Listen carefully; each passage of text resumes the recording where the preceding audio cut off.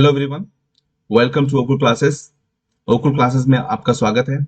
पिछली क्लास में हमने देखा था इंडिया पाकिस्तान बॉर्डर डिस्प्यूट और देखा था कि किन किन बॉर्डर्स पे किन किन एरियाज में इंडिया पाकिस्तान के बीच में डिस्प्यूट है और उनको सुलझाए जाने के लिए क्या क्या प्रयास किए जा रहे हैं। आज की जो हमारी क्लास है काफी महत्वपूर्ण है क्योंकि हम आज इसमें जो है कश्मीर के इश्यू को डिस्कस करेंगे, जो कि भारत और पाकिस्तान के संबंधों में एक कोर एरिया या सेंटर एरिया के रूप में काम करता है। तो चलिए शुरू करते हैं आज का टॉपिक। हम एक बार टाइमलाइन देख लेते हैं, जो जो हमारा रिलेशनशिप है कश्मीर को लेकर के पाकिस्तान के साथ, उसकी यहाँ पे एक टाइमलाइन आपके सामने स्क्रीन पे दिखाई दे रही है। उसको हम एक बार देख लेते हैं सरसरी निगाहों से। ठीक है, देखो अब 1757 में जो ईस्ट इंडिया कंपनी है वो उसने इंडिया में अपना कंट्रोल स्थापित किया, इंडिया पे अपना कंट्रोल स्थापित किया बैटल ऑफ प्लासी के बाद से। ये तो आपको मालूम ही होगा। उसके बाद से ही तो इंडिया के जो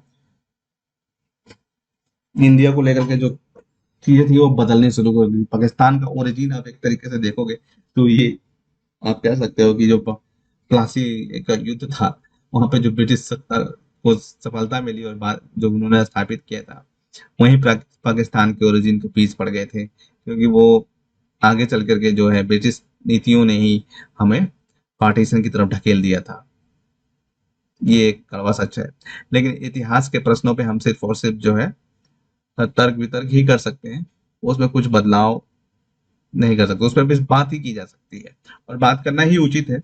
इतिहास से हम सीख सकते हैं, ठीक है, लेकिन इतिहास हमें यह भी सिखाता है कि हम इतिहास से कुछ नहीं सीखते हैं, ये भी एक सत्य है।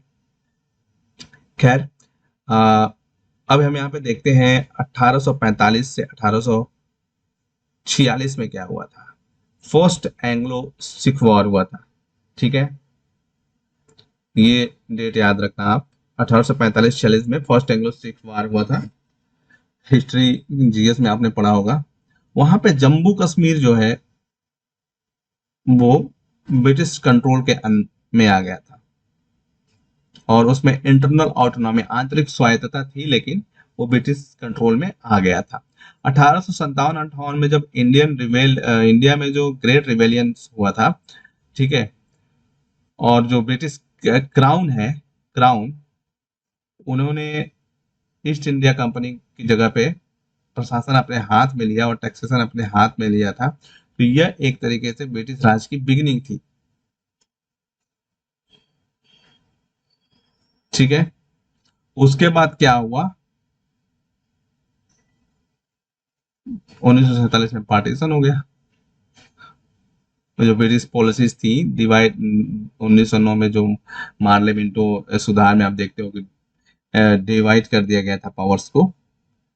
ठीक है, सॉरी, इलेक्टोरल डिवीजन जो बनाया गया था मुसलमानों के लिए अलग से दिया गया था निर्वाचक मंडल।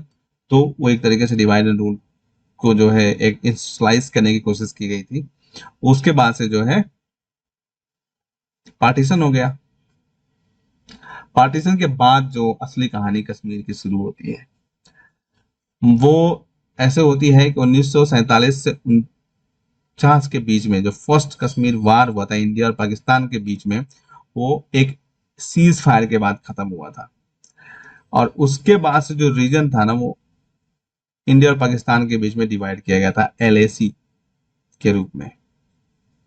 जो पाक ऑक्युपाइड कश्मीर था उसमें चला गया था, उसके बाद से एलएसी में चला गया था। उसके बाद से 1965 का युद्ध हुआ, कश्मीर के ऊपर ही लड़ा गया था। फिर 1971 का युद्ध हुआ दोनों के बीच में, लेकिन ये युद्ध कश्मीर के लिए नहीं था, ये युद्ध बांग्लादेश के लिए था। 1999 में कारगिल वॉर हुआ था कश्मीर, और 1919 में इंडिया ने क्या किया, आर्टिकल 370 को हटा दिया। ये एक तरीके से मोटा मोटा जो है टाइमलाइन है। मैंने एक बार आपके माइंड में ये चीजें जो है याद दिलाने की कोशिश की ताकि आप इतिहास को अपने दिमाग में रखो, तभी हम इस टॉपिक को समझ पाएंगे। अगर हम बात करें इतिहास की, जम्मू और कश्मीर के इतिहास की, तो जो पहला फॉर्मल डॉक्यूमेंटेशन जिसका डॉक्यूमेंट मिलता है ना इसका, वो है कल्लड़ का राजतरंगिणी। आपने भी सुना होगा कल्लड़ की राजतरंगिणी एक तरीके से यूनिक एक ग्रंथ था। ठीक है। और इसमें कश्मीर का इतिहास पूरा लिखा गया है। जो कश्मीर का इतिहास था उसको यहाँ पे नोटिफाई किया गया है। और यहाँ पे पता चलता है कि दोनों हिंदू और मुस्लिम जो है रूलर्स ने कश्मीर पर समय समय पर शासन किया है। इंडिपेंडेंस से पहले, इंडिपेंडेंस से पहले हिंदू, जैसे कि आप वहां पे देखो लोहार वंश वहां का एक फेमस वंश था। आपने नाम सुना होगा मोढेरा का सूर्य मंदिर। ठीक है। तो कश्मीर के ही एक रूलर ने बनवाया था। ऐसे ही रंजीत सिंह के शासन के समय में सिखों ने भी कश्मीर पर शासन किया, इस एरिया पर शासन किया। तो ऐसा कुछ पर्टिकुलर नहीं रहा था कि कश्मीर जो है एक पर्टिकुलर रिलीजन से रिलेटेड था। कश्मीर जो था उस पर एक सामान्य जो है क्षेत्र के रूप में था, और उस पर हिंदू मुस्लिम सिख सब ने जो है समय समय पर शासन किया। 1922 में गुलाब सिंह वहां का शासक बना। ठीक है। और गुलाब सिंह की मृत्यु के बाद रणवीर सिंह वहां के शासक बने। 1822 की बात हो रही है, सॉरी, 1822 में। फिर 1857 में रणवीर सिंह यहाँ के शासक बने। 1925 में हरि सिंह ने सत्ता संभाली, और वो तभी तक शासक थे जब तक जो है इंडिया के साथ जो साइन किया गया था, तो उसमें आपने सुना होगा कि हरि सिंह का ही सिग्नेचर था। तो ये एक तरीके से एक इतिहास देखने की हमने कोशिश की है। अब यहाँ पे देखो आप, एक्सेशन ऑफ J&K, जम्मू और कश्मीर का एक्सेशन जो इंडिया के साथ किया गया था।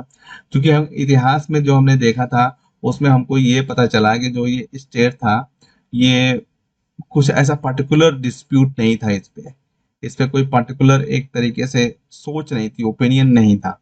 वो भारत के सामान्य राज्य क्षेत्रों की तरह ही था। जो इंडिया में रियासतें थी, जो राज्य थे उस टाइम पे वैसा ही था।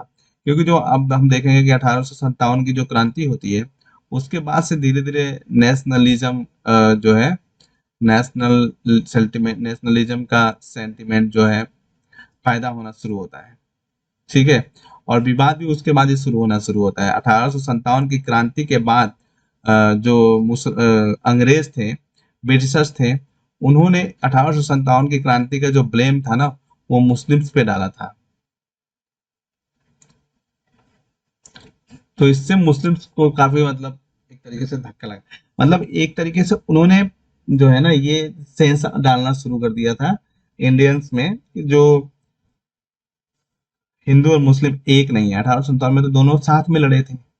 ठीक है। कितने सारे आपने नेताओं के नाम, खलीक उज़्मा, अजमल शाह, इनके नाम सुने होंगे आपने, जो हिंदू मुस्लिम दोनों तरफ के थे।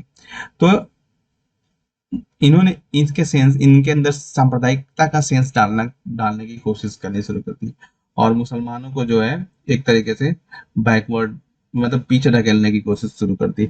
जो बाद में मुस्लिमों के अंदर इस तरीके की चेतना पैदा हो जाएगी, और वो बेनिफिट लेने के लिए इस अंग्रेजों के साथ जुड़ने लगेंगे, और उनके अकॉर्डिंग जो है थोड़ा बहुत कुछ काम भी करने लगेंगे। ठीक है। तो ये इतिहास का सब्जेक्ट है।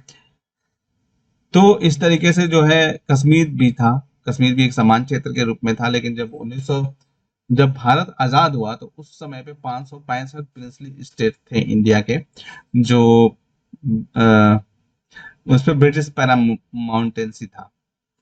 प्रिंसली स्टेट्स कौन थे आपको मालूम है?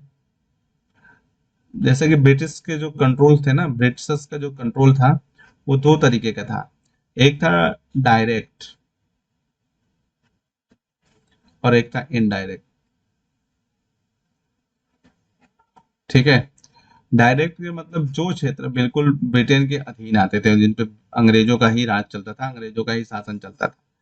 और एक क्षेत्र थे जो ब्रिटिश की अधीनता स्वीकार करते थे, लेकिन वो वहाँ के राजा जो है, वहाँ के प्रिंस उनको बोलते थे, जो राजा थे वो अपना स्वतंत्र कार्यभार करते थे, लेकिन जो उनकी विदेश नीति और इन जो सैन्य नीति थी ना वो अंग्रेजों के अधीन थी। ठीक है, तो वो एक तरीके से इनडायरेक्ट था। इन्हीं स्टेट्स को प्रिंसली स्टेट्स कहा जाता था। तो उस समय जब भारत आजाद हुआ था तो 565 प्रिंसली स्टेट्स ऐसे थे इंडिया में जो इनडायरेक्ट जो है ब्रिटिशर्स के कंट्रोल में थे। तो बाद में भारत के सामने ये बहुत बड़ी चुनौती पैदा हुई कि इन स्टेट्स को का इंटीग्रेशन कैसे किया जाए इंडिया के साथ, कैसे इंडिया के साथ इनको मिलाया जाए। जैसे कि आपने सरदार वल्लभ भाई पटेल की नीति के बारे में सुना होगा। लौह पुरुष सरदार वल्लभ भाई पटेल उनको कहा जाता है, उनको भारत का बिस्मार्क भी कहा जाता है इसीलिए क्योंकि उन्होंने भारत का यूनिफिकेशन एक तरीके से किया। तो 15 अगस्त 1947 को जब भारत आजाद हुआ तो जो इंडिपेंडेंस एक्ट था इंडिया का, उसके अंतर्गत जो प्लान दिया गया था प्रिंसली स्टेट्स को दिया गया था कि आप जो है जिसके साथ भी जाना चाहते हो जा सकते हो। लाइक आप पाकिस्तान के साथ जाना चाहते हो तो पाकिस्तान के साथ चले जाओ, इंडिया के साथ जाना चाहते हो तो इंडिया के साथ चले जाओ। ठीक, उसके लिए जियोग्राफिकल प्रोक्सिमिटी एक आधार के रूप में रखा गया। So the rulers of the princely states were given an option to join either India or Pakistan. The ruler of Kashmir, Maharaja Hari Singh, did not exercise the option immediately. उन्होंने तुरंत जो है इस ऑप्शन पे काम नहीं किया, मतलब वो स्वतंत्र रहना चाहते थे। तो उन्होंने एक जो है he instead offered a proposal of stained steel agreement to both। और जो फाइनल डिसीजन था ना वो पेंडिंग पे कर दिया था, मतलब वो स्वतंत्र रहने की सोच रहे थे, वो सोच रहे थे कि हम इंडिपेंडेंट रहें। लेकिन अब देखो पाकिस्तान जो है स्टैंड स्टील एग्रीमेंट में आ तो गया, जो हरि सिंह के साथ किया गया था इंडिया पाकिस्तान का था, लेकिन कश्मीर पर उसने हमला कर दिया, कश्मीर पर आक्रमण कर दिया उत्तर की तरफ से। और जो उसकी आर्मी थी, उसके आर्मी के सैनिक और कुछ कबालाई लोगों को लेकर के उसने आधुनिक हथियारों के साथ कश्मीर पे हमला कर दिया, बिल्कुल सुबह सुबह 24 अक्टूबर 1947 को। अब ऐसे में जो ये महाराजा थे हरि सिंह थे जम्मू कश्मीर के, उनके पास कोई ऑप्शन नहीं बच रहा था उस टाइम पे, या तो वो सरेंडर कर दे पाकिस्तान को, ठीक है, क्योंकि वो पाकिस्तान जाना नहीं चाहते थे। क्योंकि पाकिस्तान का जो अब वो देख रहे थे स्थिति कंडीशन, वहां पे उनकी जो स्थिति थी वो और खराब होने वाली थी। तब उन्होंने क्या किया, इंडिया से अपील किया कि भाई आप हमारी हेल्प करो, ये जो हमला हुआ है इन्वेड जो कश्मीर पे उसको रोको। और उसके लिए उन्होंने अपने प्रतिनिधि शेख अब्दुल्ला को भेजा दिल्ली इंडिया की हेल्प मांगने के लिए। 26 अक्टूबर 1947 को महाराजा हरि सिंह श्रीनगर आए और वहां से वो जम्मू गए, जहां पे उन्होंने instrument of accession of Jammu Kashmir state पे सिग्नेचर किया, मतलब भारत के प्रति समर्पण कर दिया उन्होंने और उस पे हस्ताक्षर किया। इंडिया ने भी उनको जो है उस तत्कालीन प्रधानमंत्री जवाहरलाल नेहरू ने भी उनको ये भरोसा दिलाया कि हम आपके जो है स्वायत्तता का ख्याल रखेंगे, आप एक बार हमारे साथ आ तो जाओ। ठीक है, according to the terms of the document, the Indian jurisdiction would extend the external affair, communication and defense। जैसा कि भारत के जो अन्य जो प्रिंसली स्टेट्स थे उस पर जो है विदेश संबंध, संचार और रक्षा, इन तीनों को भारत सरकार ने अपने अंडर में ले लिया। ठीक है, और जब ये डॉक्यूमेंट साइन कर दिया गया तो इंडिया के जो सेना थी वो वहां पे पहुंचाई गई एयरलिफ्ट करके, और जो है कश्मीरियों की तरफ से लड़ाई लड़ी इंडिया की सेना ने। 5 मार्च 1948 को महाराजा हरि सिंह ने घोषणा करी formation of an interim popular government with Sheikh Abdullah as a prime minister. ठीक है, शेख अब्दुल्ला को प्रधानमंत्री बना करके एक अंतरिम लोकप्रिय सरकार बनाने की घोषणा 5 मार्च 1948 को की गई। ठीक है, उसके बाद महाराजा हरीश सिंह ने एक प्रोक्लेमेशन जो है साइन किया, जिस पर युवराज करण सिंह को रेजिडेंट बनाया गया, रीजेंट बनाया गया। करण सिंह जो है भारत के पहले रीजेंट बने, वहां पर रहेंगे वो। ठीक है, तो प्रधानमंत्री पहले कौन बनाए गए थे? शेख मोहम्मद अब्दुल्ला, और उसके बाद युवराज करण सिंह को वहां पे रीजेंट बनाया गया। उसके बाद एक दिल्ली एग्रीमेंट भी साइन किया गया दोनों देशों के बीच में, जिसमें दिल्ली एग्रीमेंट जो है 1991 में the state constituent assembly was elected, जो है स्टेट कॉन्स्टिट्यूएंट असेंबली चुनी गई थी, और वो पहली जो मीटिंग हुई थी वो 31 अक्टूबर 1951 को हुआ था, और 1952 में जो दिल्ली एग्रीमेंट था उस पर साइन किया गया। किसके किसके बीच में? प्राइम मिनिस्टर ऑफ इंडिया और prime minister of Jammu Kashmir. और इसमें जो है 1952 का जो दिल्ली एग्रीमेंट था, इसमें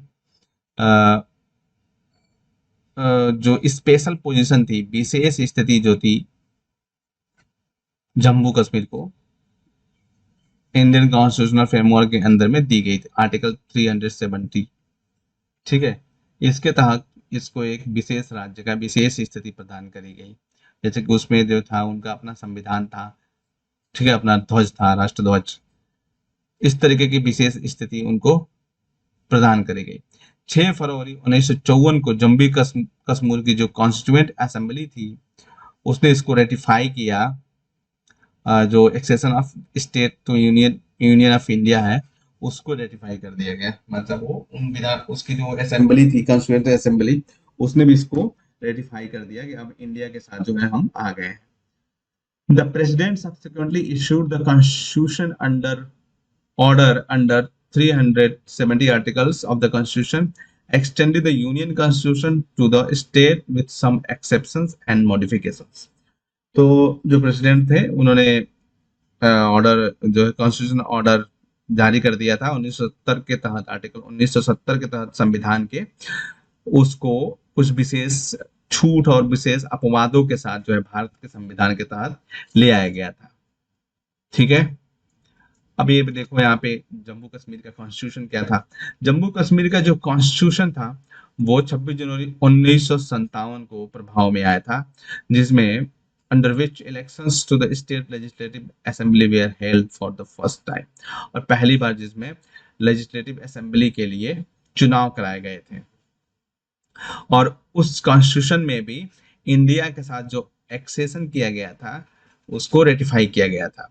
और जो सेक्शन 3 है उसके कॉन्स्टिट्यूशन का, वो कहता है कि Jammu Kashmir is and shall be an integral part of the union of India. ये कश्मीर के संविधान की बात हो रही है। कश्मीर के संविधान में ये चीज कही गई है सेक्शन 3 में कि जम्मू कश्मीर भारत का एक अखंड इंटीग्रल पार्ट है, अखंड हिस्सा है। तो ये कश्मीर के संविधान में भी ये चीज दिया हुआ है। अब एनेक्सेशन के बाद क्या हुआ? एनेक्सेशन के जो बाद हुआ ना, वो ज्यादा खतरनाक चीज है।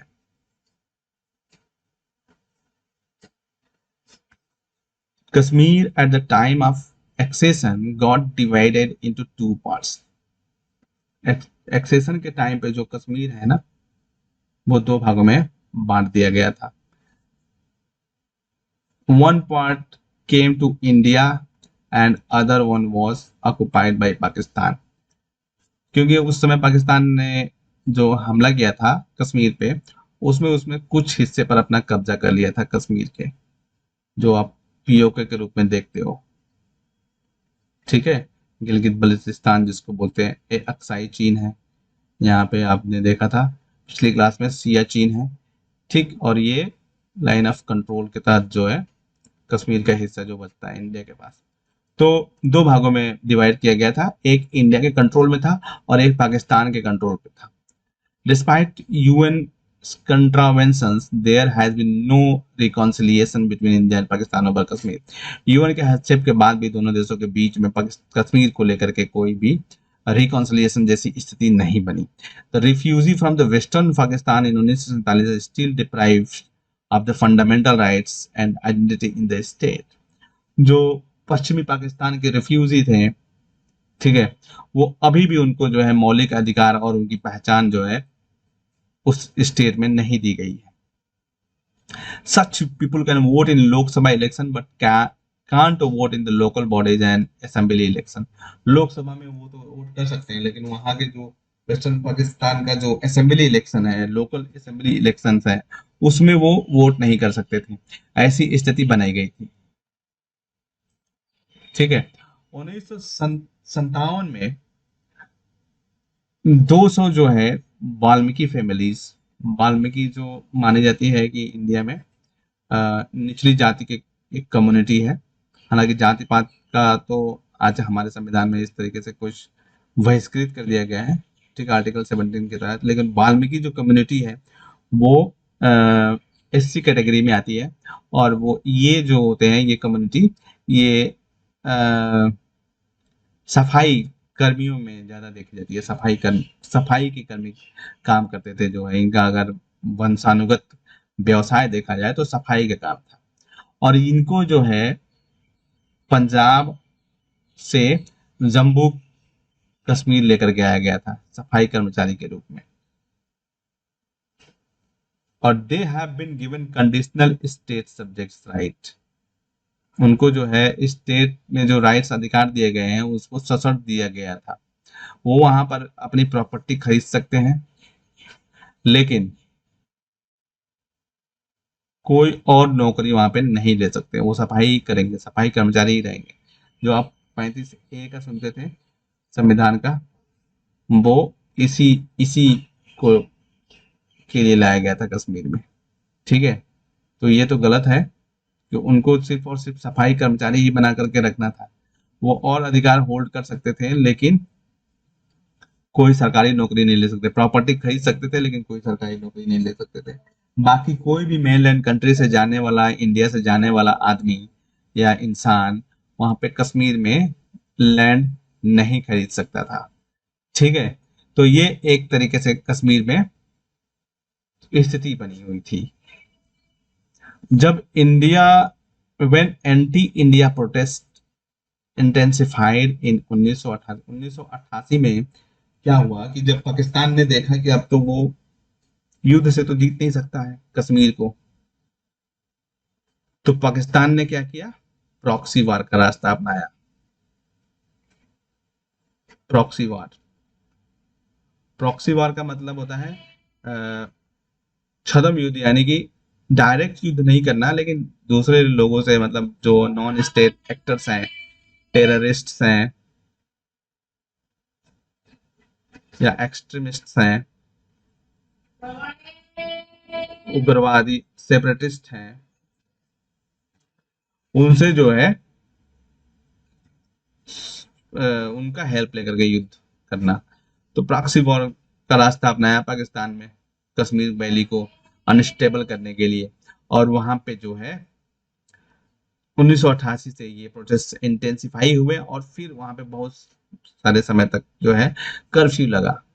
और 1989 में पाकिस्तान ने हथियार देना शुरू कर दिया. यहाँ के जो मिलिटेंट थे, जो टेररिस्ट थे, उनको हथियार देना शुरू कर दिया. अब यहाँ से असली कहानी भारत और कश्मीर की शुरू हो जाती है, जो हम अगले क्लास में देखेंगे. इसमें जो है टेररिस्ट ग्रुप्स इन्वॉल्व हो जाते हैं और कश्मीर जो है आतंकवादी घटनाओं का अड्डा बन जाता है. आतंकवादी घटनाएं वहां पे काफी तेजी से बढ़ जाती हैं. आपने सुना होगा कि 90s में जो है कश्मीर में टेररिज्म काफी तेजी से बढ़ने लगा था. यानी पाकिस्तान जो है अब प्रॉक्सी वार के माध्यम से कश्मीर को अपने कब्जे में लेने की कोशिश करने लगता है, जब वहां पे आजाद कश्मीर की बात करने लगते हैं. ठीक है. शुरू में हमने जो टाइमलाइन देखी थी उसमें थोड़ा कुछ चीजें नहीं थी, तो इसलिए हमने यहाँ पे ऐड किया है एक टाइमलाइन. उसको भी हम एक बार देख लेते हैं। जो हमारा पाकिस्तान और इंडिया का कॉन्फ्लिक्ट है, कश्मीर पे एक और पार्ट बनने वाला है, ठीक है, जिसमें हम बाकी आगे के इशूज, ये एक तरीके से बेसिक जो जानकारी थी उस पे हमने चर्चा की थी। अगले जो भाग में हम डिस्कस करेंगे जो करंट स्टेटस है कश्मीर का, और जो इंडिया के द्वारा करंट स्टेप्स लिए जा रहे हैं कश्मीर को, जैसे धारा 370 को समाप्त कर दिया, ठीक है, और क्या और भी जो समाधान हो सकते हैं कश्मीर इश्यू का, उस पे हम चर्चा करेंगे। 1947 में इंडिया एंड पाकिस्तान दोनों आजाद हुए थे, शुरू में भी हमने देखा था। 1947 में पहला कश्मीर वॉर शुरू हुआ था, ठीक है। फिर 1965 में सेकेंड कश्मीर वॉर शुरू हुआ था। 1971 में इंडो पाकिस्तान वॉर, दो वॉर जो है कश्मीर पर हुए थे, इंडो पाकिस्तान वॉर, और यहाँ पे बांग्लादेश जो है एक स्वतंत्र राज्य देश बनता है। 1974 में इंडियन इंडिया जो है न्यूक्लियर टेस्ट करता है, पोखरण 1, ठीक है। उसका नाम जैसा कि आपने देख रहे हैं यहाँ पे स्माइलिंग बुद्धा था। 1989 में फिर कश्मीर की इंसर्जेंसी शुरू हो जाती है। ये चीज आप देखो, इंसर्जेंसी। अभी जो यूपीएससी में क्वेश्चंस पूछे जा रहे हैं, मैंने इतना डिटेल में इसको बताने की कोशिश इसलिए नहीं की क्योंकि अब जो क्वेश्चंस पूछे जा रहे हैं यूपीएससी में, उनके डायनेमिक्स काफी बदले हुए, मतलब उसमें अब एनालिटिकल अप्रोच से जो आज की जो चीजें हैं और फ्यूचर की जो चीजें हैं उस पर ज्यादा फोकस किया जा रहा है, ठीक है, क्योंकि चूंकि अब सरकारें भी बदल गई हैं, तो उसके हिसाब से जो है फॉरेन पॉलिसी में भी काफी बड़े बदलाव हुए हैं। अब जो फॉरेन पॉलिसी है इंडिया की, वो थोड़ी सी हार्ड लाइन पे चल रही है, ठीक है। पहले जो हमारी फॉरेन पॉलिसी थी सॉफ्ट लाइन पे चल रही थी, अब लेकिन जब से ये एनडीए की गवर्नमेंट आई है, मोदी सरकार, थोड़ी हार्ड लाइन फॉरेन पॉलिसी लेकर के आगे बढ़ रहे हैं, ठीक। देखेंगे हम कैसे जो है, और जो रिएक्शन है इंडिया के, जैसे चाइना के साथ भी इवन हमने जो है हार्ड लाइन पे अब डील करना शुरू कर दिया है। तो ये इंडिया की जो फॉरेन पॉलिसी है उसमें काफी अच्छा संकेत मिल रहा है। जो हमारी इमेज पहले से चली आ रही थी सॉफ्ट नेशन की, वो बदल रही है, ठीक। मई 1998 में इंडिया ने जो है पोखरण सेकेंड कर दिया, न्यूक्लियर टेस्ट हुआ था। पाकिस्तान ने भी जो है वहां पे चागई न्यूक्लियर टेस्ट किया। इंडिया ने नो फर्स्ट यूज पॉलिसी शुरू करी, अपना न्यूक्लियर डॉक्ट्रिन इंडिया की शुरू हो गई। उस समय के जो विदेश मंत्री थे हमारे, जब 98 में किया गया था, तो उन्होंने पाकिस्तान को काउंटर कर मतलब बोलते हुए बोला था कि हमने तो ये जो न्यूक्लियर टेस्ट किया है वो चाइना को ध्यान में रख करके किया है, तुम क्यों मतलब इतना परेशान हो गए, पाकिस्तान इतना क्यों उछलने लगा। पाकिस्तान तो चाइना का जो है बच्चा है, तो ऑब्वियसली उछलेगा ही। और इससे क्या हुआ, इस स्टेटमेंट से चाइना भी भड़क गया था उस टाइम पे। मई 1999 में कारगिल वार शुरू हो गया था, वो भी एक ऐतिहासिक था, अन ऑफिशियल वॉर ही था वो एक तरीके से। दिसंबर 2001 में इंडियन पार्लियामेंट पे अटैक हुआ, ठीक है। फरवरी 2007 में समझौता एक्सप्रेस में बम फोड़ा गया। नवंबर 2008 में मुंबई पर अटैक हुआ, और फरवरी 2019 में पुलवामा अटैक, कितना भीषण अटैक था। तो ये कुछ जो है चीजें हैं जिनको हमको याद रखना है, ताकि हम पाकिस्तान के जो संबंध है जब हम डिस्कस करेंगे और आगे के जो चैप्टर क्लासेस होंगे, तो उसमें हमको जो है इनसे काफी हेल्प मिलने वाली है। तो आगे से अब आगे जो है हम कश्मीर के दूसरे भाग में हम कश्मीर की करंट स्टेटस और ये सारी चीजें डिस्कस करेंगे। तो आज की क्लास में बस इतना ही। अगली क्लास में हम फिर से कश्मीर इश्यू पे ही बात करेंगे, जो कि आपके एग्जाम के लिए काफी महत्वपूर्ण है। तो अगर आपने अभी तक हमारे चैनल को सब्सक्राइब नहीं किया है तो जल्दी से कर लीजिए, और साथ ही बेल आइकॉन को प्रेस कर दीजिए, ताकि आपको हमारे आने वाले वीडियोस के नोटिफिकेशन समय समय पर मिलते रहें। अगर आपको इस टॉपिक में समझाए गए किसी भी कॉन्सेप्ट को लेकर कोई भी क्वेरी है, तो आप नीचे कमेंट सेक्शन में लिख सकते हैं, मैं खुद पर्सनली उसका रिप्लाई 24 घंटे के भीतर करूंगा। आप हमें सुझाव भी दे सकते हैं, ताकि अगर जरूरत पड़े तो हम सुधार कर सकते हैं। आप हमसे हमारी ओकुल वेबसाइट, हमारे Facebook page, Twitter page, Telegram channel या ईमेल के माध्यम से भी जुड़ सकते हैं। ये सभी लिंक्स नीचे डिस्क्रिप्शन में दिए गए हैं। और इन वीडियोस को अपने दोस्तों के साथ, अपने कलीग्स के साथ शेयर करना नहीं भूलें, ताकि इनसे सभी की हेल्प हो सके। इस सेशन में हमसे जुड़ने के लिए आपका बहुत बहुत धन्यवाद। मिलते हैं अगले सेशन में बहुत जल्द। तब तक ओकुल के साथ लर्निंग को एंजॉय करते रहें। आपका दिन शुभ हो। Thank you so much.